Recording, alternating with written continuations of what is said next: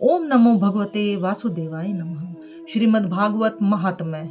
कृष्णं नारायणं वंदे, कृष्णं वंदे वर्च प्रियम, कृष्णं द्वैपायनं वंदे, कृष्णं वंदे पृथा सुतम। अथ प्रथमो अध्याय।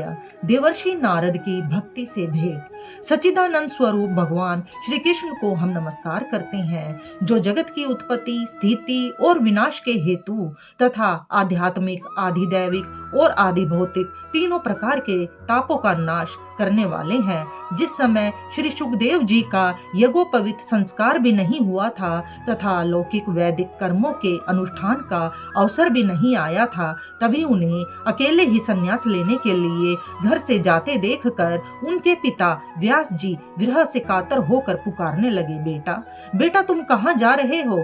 उस समय वृक्षों ने तन्मय होने के कारण श्री सुखदेव जी की ओर से उत्तर दिया था। ऐसे सर्वभूत हृदय स्वरूप श्री सुखदेव मुनि को मैं नमस्कार करता हूँ। एक बार भगवत कथा अमृत का रसस्वादन करने में कुशल मुनिवर शौनक जी ने नैमिषारण्य क्षेत्र में विराजमान महामती सूत जी को नमस्कार करके उनसे पूछा। शौनक जी बोले, सूत जी, आपका ज्ञान अंधकार अज्ञान अंधकार को नष्ट करने के लिए करोड़ों सूर्यों के समान है। आप हमारे कानों के लिए रसायन अमृत स्वरूप सार गर्भित कथा कहिए। भक्ति, ज्ञान और वैराग्य से प्राप्त होने वाले महान विवेक की वृद्धि किस प्रकार होती है तथा वैष्णव लोग किस तरह इस माया मोह से अपना पीछा छुड़ाते हैं। इस घोर कलिकाल में जीव प्रायः आसुरी स्वभाव के हो गए हैं। विविध क्लेशों से आक्रांत इन जीवों को शुद्ध दैवी शक्ति संपन्न बनाने का सर्वश्रेष्ठ उपाय क्या है। सूत जी, आप हमें कोई ऐसा शाश्वत साधन बताइए जो सबसे अधिक कल्याणकारी तथा पवित्र करने वालों में भी पवित्र हो तथा जो भगवान श्री कृष्ण की प्राप्ति करा दे। चिंतामणि केवल लौकिक सुख दे सकती है और कल्प वृक्ष अधिक से अधिक स्वर्गीय संपत्ति दे सकता है, परंतु गुरुदेव प्रसन्न होकर भगवान का योगी दुर्लभ नित्य वैकुंठ धाम दे देते हैं। सूत जी ने कहा, शौनक जी, तुम्हारे हृदय में भगवान का प्रेम है, इसलिए मैं विचार कर तुम्हें संपूर्ण सिद्धांतों का निष्कर्म सुनाता हूँ, जो जन्म मृत्यु के भय का नाश कर देता है, जो भक्ति के प्रवाह को बढ़ाता है और भगवान श्री कृष्ण की प्रसन्नता का प्रधान कारण है। मैं तुम्हें वह साधन बतलाता हूँ, उसे सावधान होकर सुनो। श्री सुखदेव जी ने कलियुग में जीवों के काल रूपी सर्प के मुख का ग्रास होने के त्रास का आत्यांतिक नाश करने के लिए श्रीमद् भागवत शास्त्र का प्रवचन किया है। मन की शुद्धि के लिए इससे बढ़कर कोई साधन नहीं है। जब मनुष्य के जन्म जन्मांतर का पुण्य उदय होता है, तभी उसे इस भागवत शास्त्र की प्राप्ति होती है। जब सुखदेव जी राजा परीक्षित को यह कथा सुनाने के लिए सभा में विराजमान हुए, तब देवता लोग उनके पास अमृत का कलश लेकर आए। देवता अपना काम बनाने में बड़े कुशल होते हैं, अतः यहाँ भी सबने सुखदेव मुनि को नमस्कार करके कहा, आप यह अमृत लेकर बदले में हमें कथामृत का दान दीजिए। इस प्रकार परस्पर विनिमय अदला बदली हो जाने पर राजा परीक्षित अमृत का पान करें और हम सब श्रीमद् भागवत स्वरूप अमृत का पान करेंगे। श्रीमद् भागवत रूप अमृत का पान करेंगे। इस संसार में कहाँ कांच और कहाँ महामूल्य मणि तथा कहाँ सुधा और कहाँ कथा। श्री सुखदेव जी ने यह सोचकर उस समय देवताओं जी की हंसी उड़ा दी। उन्हें भक्ति शून्य कथा का अनाधिकारी जानकर कथामृत का दान नहीं किया। इस प्रकार यह श्रीमद् भागवत की कथा देवताओं को भी दुर्लभ है। पूर्व काल में श्रीमद् भागवत के श्रवण से ही राजा परीक्षित की मुक्ति देखकर ब्रह्मा जी को भी बड़ा आश्चर्य हुआ था। उन्होंने सत्यलोक में तराजू बांधकर सब साधनों को तोला। अन्य सभी साधन तोल में हल्के पड़ गए। अपने महत्व के कारण भागवत ही सबसे भारी रहा। यह देखकर सभी ऋषियों को बड़ा विस्मय हुआ। उन्होंने कलियुग में इस भगवत रूप भागवत शास्त्र को ही पढ़ने, सुनने, से तत्काल मोक्ष देने वाला निश्चय किया। सप्ताह विधि से श्रवण करने पर यह निश्चय भक्ति प्रदान करता है। पूर्व काल में इसे दयापरायण सनकादि ने देवर्षि नारद को सुनाया था। यद्यपि देवर्षि ने पहले ब्रह्मा जी के मुख से इसे श्रवण कर लिया था, तथापि सप्ताह श्रवण की विधि तो उन्हें सनकादि ने ही बताई थी। शौनक जी ने पूछा, सांसारिक प्रपंच से मुक्त एवं विचरणशील नारद जी का सनकादि के साथ संयोग कहाँ हुआ और विधि विधान के श्रवण में उनकी प्रीति कैसे हुई? सूत जी ने कहा, अब मैं तुम्हें वह भक्तिपूर्ण कथानक सुनाता हूँ जो श्री सुखदेव जी ने मुझे अपना अनन्य शिष्य जानकर एकांत में सुनाया था। एक दिन विशालपुरी में वे चारों निर्मल ऋषि सत्संग के लिए आए। वहां उन्होंने नारद जी को देखा। सनकादि ने पूछा, ब्राह्मण, आपका मुख उदास क्यों हो रहा है? आप चिंतातुर कैसे हैं? इतनी जल्दी जल्दी आप कहाँ जा रहे हैं और आपका आगमन कहाँ से हो रहा है? इस समय तो आप उस पुरुष के समान व्याकुल जान पड़ते हैं जिसका सारा धन लुट गया हो। आप जैसे आसक्ति रहित पुरुषों के लिए यह उचित नहीं है। इसका कारण बताइए। नारद जी ने कहा, मैं सर्वोत्तम लोक समझकर पृथ्वी में आया था। यहाँ पुष्कर, प्रयाग, काशी, गोदावरी, नासिक, हरिद्वार, कुरुक्षेत्र, श्रीरंग और सेतुबंध आदि कई तीर्थों में मैं इधर उधर विचरता रहा, किंतु मुझे कहीं भी मन को संतोष देने वाली शांति नहीं मिली। इस समय अधर्म के सहायक कली युग ने सारी पृथ्वी को पीड़ित कर रखा है। अब यहाँ सत्य, तप, शौच, बाहर भीतर की पवित्रता, दया, दान आदि कुछ भी नहीं है। बेचारे जीव केवल अपना पेट पालने में लगे हुए हैं। वे असत्य भाषी, आलसी, मंदबुद्धि, भाग्यहीन, उपद्रवग्रस्त हो गए हैं। जो साधु संत कहे जाते हैं वे पूरे पाखंडी हो गए हैं। देखने में तो वे विरक्त हैं, किंतु स्त्री धन आदि सभी का परिग्रह करते हैं। घरों में स्त्रियों का राज्य है। साले सलाहकार बने हुए हैं। लोभ से लोग कन्या विक्रय करते हैं और स्त्री पुरुषों में कलह मचा रहता है। महात्माओं के आश्रम, तीर्थ और नदियों पर यमनों विधर्मियों का अधिकार हो गया है। उन दुष्टों ने बहुत से देवालय भी नष्ट कर दिए हैं। इस समय यहाँ न कोई योगी है, न सिद्ध है, न ज्ञानी है और न सत्कर्म करने वाला ही है। सारे साधन इस समय कली रूप दावानल से जल कर भस्म हो गए हैं। इस कलयुग में सभी देशवासी बाजारों में अन्न बेचने लगे हैं। ब्राह्मण लोग पैसा लेकर वेद पढ़ाते हैं और स्त्रियां वेश्यावृत्ति से निर्वाह करने लगी है। इस तरह कलयुग के दोष देखता और पृथ्वी पर विचरता हुआ मैं यमुना जी के तट पर पहुंचा, जहां भगवान श्री कृष्ण की अनेकों लीलाएं हो चुकी है। मुनिवरों, सुनिए, वहां मैंने एक बड़ा आश्चर्य देखा। वहां एक युवती स्त्री खिन्न मन से बैठी थी। उनके पास दो वृद्ध पुरुष अचेत अवस्था में पड़े जोर जोर से सांस ले रहे थे। वह तरुणी उनकी सेवा करती हुई कभी उन्हें चेत कराने का प्रयत्न करती और कभी उनके आगे रोने लगती थी। वह अपने शरीर के रक्षक परमात्मा को दशों दिशाओं में देख रही थी। उनके चारों ओर सैकड़ों स्त्रियां उसे पंखा झल रही थी और बार बार समझाती जाती थी। दूर से यह सब चरित्र देखकर मैं कुतूहलवश उसके पास चला गया। मुझे देखकर वह युवती खड़ी हो गई और बड़ी व्याकुल होकर कहने लगी।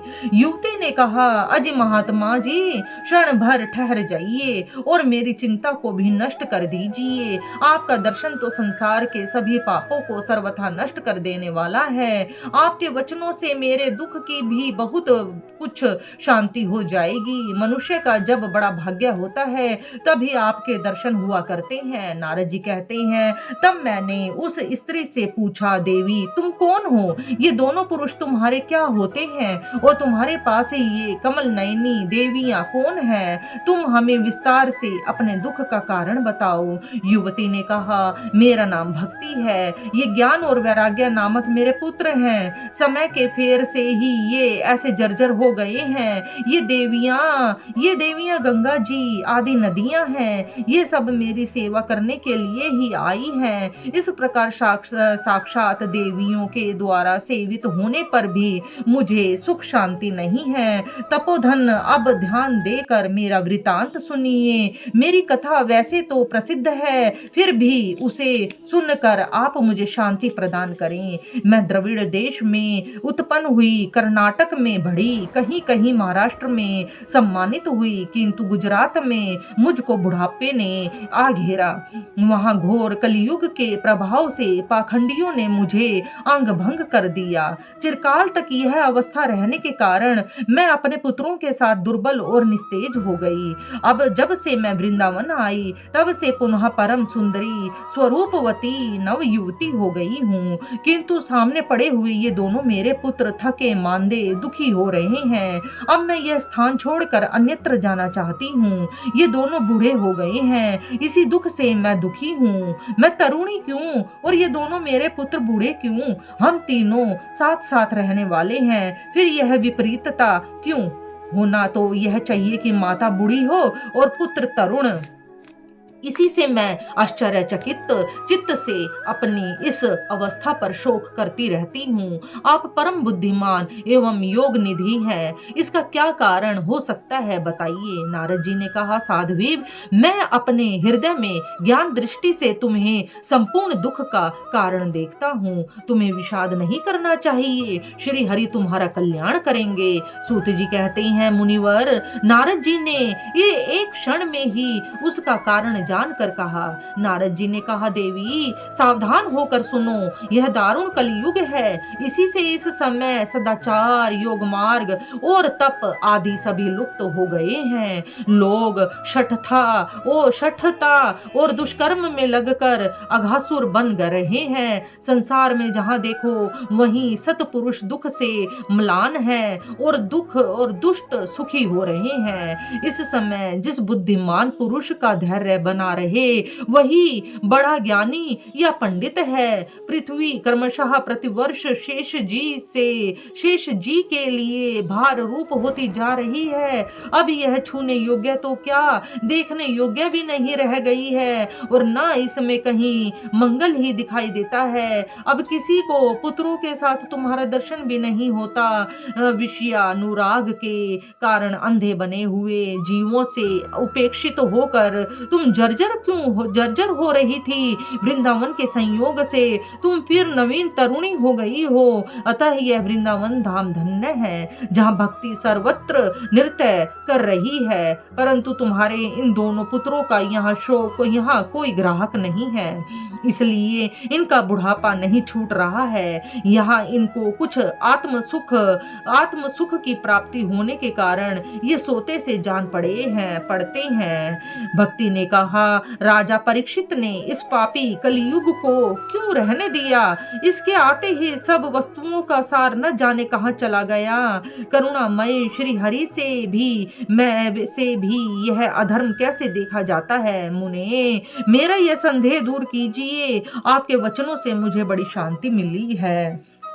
नारद जी ने कहा, बाले, यदि तुमने पूछा है तो प्रेम से सुनो। कल्याणी, मैं तुम्हें सब बताऊंगा और तुम्हारा दुख दूर हो जाएगा। जिस दिन भगवान श्री कृष्ण इस भूलोक को छोड़कर अपने परम धाम को पधारे, उसी दिन से यहाँ संपूर्ण साधनों में बाधा डालने वाला कलयुग आ गया। दिग्विजय के समय राजा परीक्षित की दृष्टि पड़ने पर कलयुग दीन के समान उनकी शरण में आया। ब्रह्मर के समान सारग्राही राजा ने यह निश्चय किया कि इसका वध मुझे नहीं करना चाहिए, क्योंकि जो फल तपस्या, योग एवं समाधि से भी नहीं मिलती, कलयुग में वही फल श्री हरि कीर्तन से ही भली भांति मिल जाती है। इस प्रकार सारहीन होने पर भी उसे इस एक ही दृष्टि से सारयुक्त देखकर उन्होंने कलयुग में उत्पन्न होने वाले जीवों के सुख के लिए ही इसे रहने दिया था।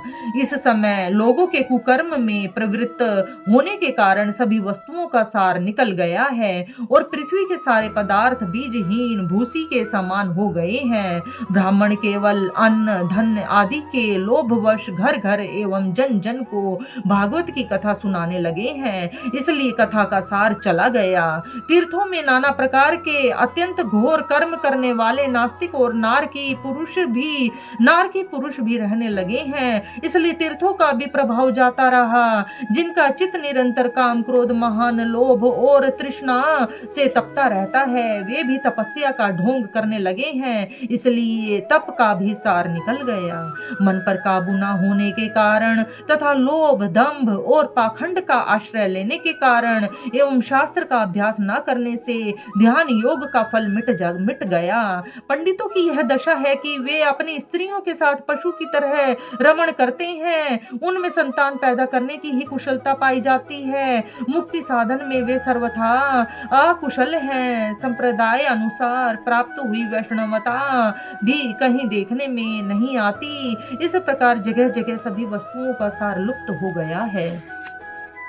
यह तो इस युग का स्वभाव ही है, इसमें किसी का दोष नहीं है। इसी से पुंडरीक काक्ष भगवान बहुत समीप रहते हुए भी यह सब सह रहे हैं। सूत जी कहते हैं, शौनक जी, इस प्रकार देवर्षि नारद के वचन सुनकर भक्ति को बड़ा आश्चर्य हुआ। फिर उसने जो कुछ कहा उसे सुनिए। भक्ति ने कहा, देवर्षि आप धन्य हैं, मेरा बड़ा सौभाग्य था जो आपका समागम हुआ।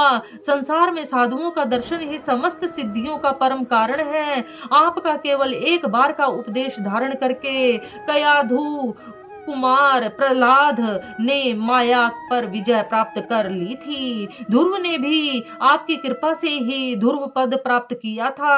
आप सर्व मंगलमय और साक्षात ब्रह्मा जी के पुत्र हैं। मैं आपको नमस्कार करती हूँ। इति श्रीमद् पद्म पुराणे उत्तरखंडे श्रीमद् भागवत महात्म्ये भक्ति नारद समागमो नाम प्रथमो अध्याय समाप्त। ओम नमो भगवते वासुदेवाय नमः। ऐसी वीडियोस देखने के लिए इस चैनल को सब्सक्राइब करें और शेयर करें। धन्यवाद।